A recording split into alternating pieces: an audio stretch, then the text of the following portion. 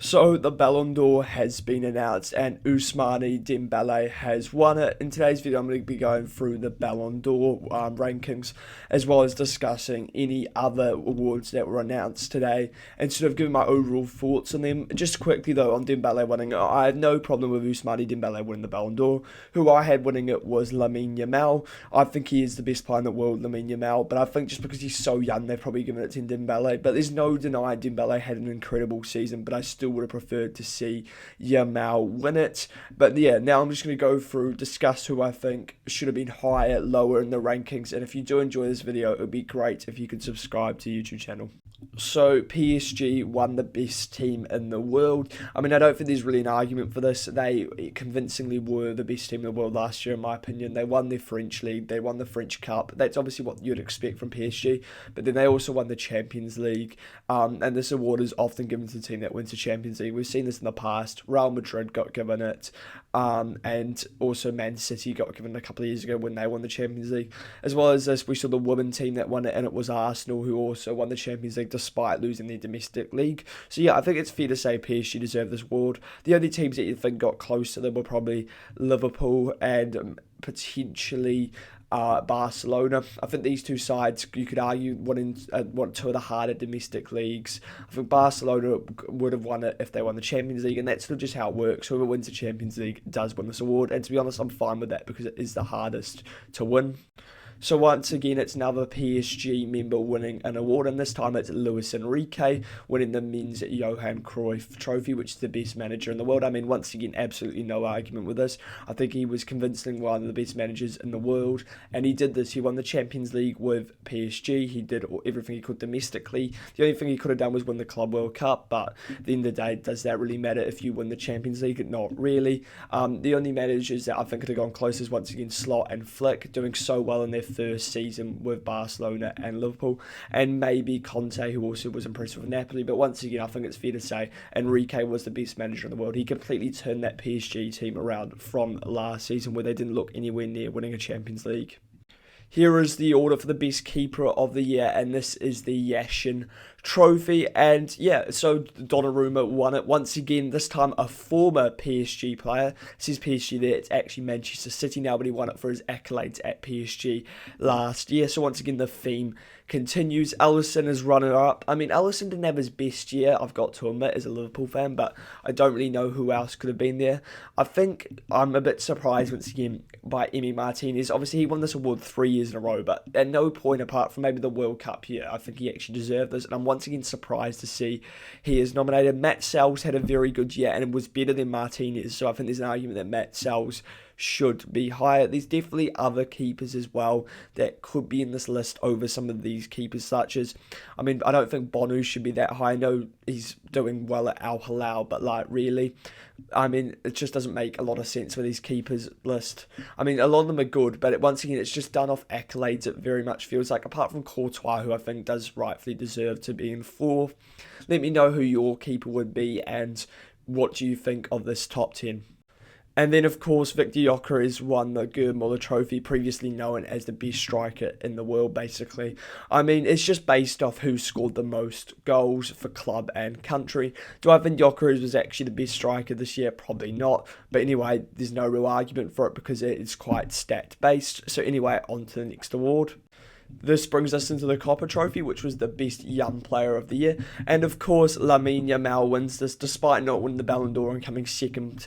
I do think this is well and truly deserved, and this was really the only option. There was good players, though, this year. You had Desiree Doué, you had Miles Scully, you had Yildiz, you had João Neves, you had Kubasi, all players that played really well. But once again, Lamine Yamal was clearly the winner of this trophy. And this brings us nicely into the Ballon D'Or and my thoughts on the winners as well as the ranking. So here are the Ballon D'Or rankings, starting off with Michael Olise in 30th. I mean, I think Olise is better than this. I think he should probably be somewhere around 23, 22. I can't really understand why Olise is so low. Then Florian Wirtz. I mean, I'm quite happy with Wirtz being that. As a Liverpool fan, I'd like it to be higher, but I don't think Wirtz had a standout year, really. Then Virgil van Dijk and Declan Rice. These two should be higher, and I think they should probably be higher than Haaland. 100% Van Dijk should be higher than Haaland. Basically leading Liverpool Liverpool to a Premier League title. I don't think Liverpool win this without Virgil van Dijk.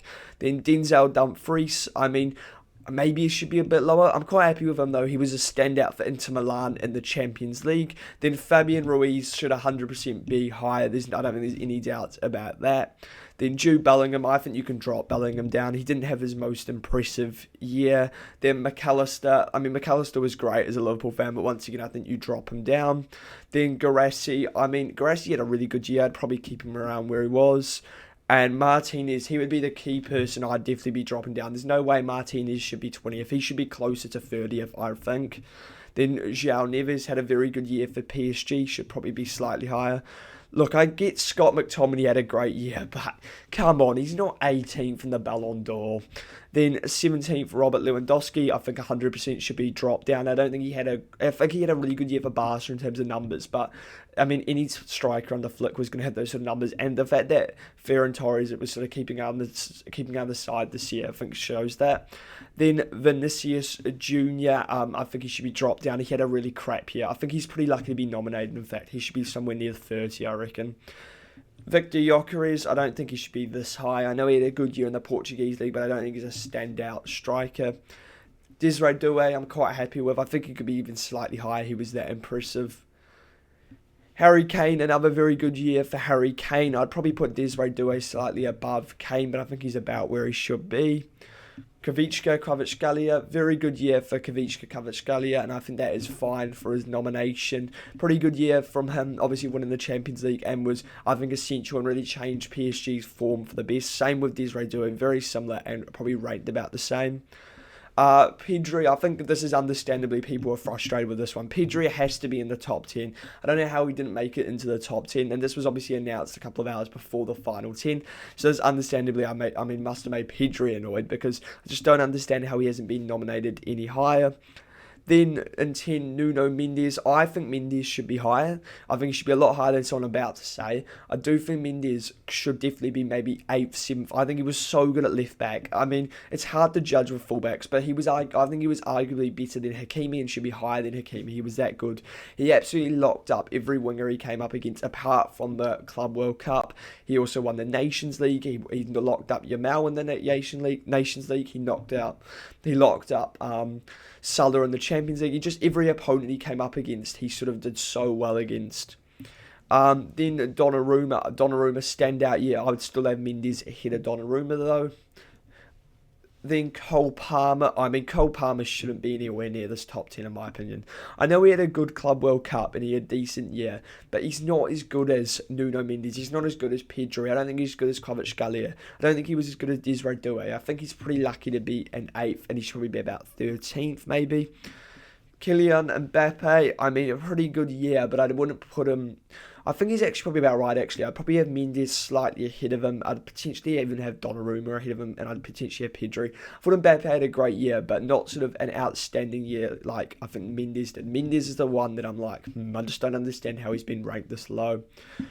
Achraf Hakimi, as I said, I thought the PSG fullbacks were outstanding, and I'm fine with them being this high. I think this is where Mendes should be about 6th and 7th. Rafinha, I would have had Rafinha higher. That is just my opinion. I think he had a really standout year in the Champions League. Don't get me wrong, he shouldn't be anywhere near winning it, but he should be slightly higher, I would say. In saying this though, he can't be that much higher than Mo Salah. I think Salah's a bit unlucky not to crack the top 3 this year. I think people just have long-term, just remember short-term and don't remember how good he was in the first half of the season. That's how it's ranked now. It's ranked by season, not year. And he was outstanding at points, Mo Salah. But then in saying this, I did sort of forget that Vitinha was so important for PSG. Vitinha's that one that people are going to complain at, I reckon, this year, because people are going to go, oh, what did Vitinha actually do? Well, Vitinha was absolutely essential in everything PSG won, and I just don't think this is as bad as people will be making out. I think I would probably have him, though, are below Rafinha and Mo Salah, but I don't think it's an outrageous statement to have Vitinha that high. Then a second, Lamine Yamal. As I've said, I would have Lamine Yamal winning the Ballon d'Or. I do think he is the best player in the world. And I think there is a little bit of, he's going to win one eventually. But that's not really how the Ballon d'Or should be done. Lamine Yamal is the best player in the world. And I think people just need to accept this. And then finally, Ousmane Dembélé. As I just said, I'd have Dembélé in second. I think having Dembélé win it, though, isn't a disgrace. People might go on about this. It's a disgrace Dembélé won the Ballon d'Or. No, Dembélé had an outstanding year. There's no denying this. But Lamine Yamal was better. But it's not going to be that, it's rigged. And I bet you we see this at some point. People saying, the Ballon d'Or is rigged.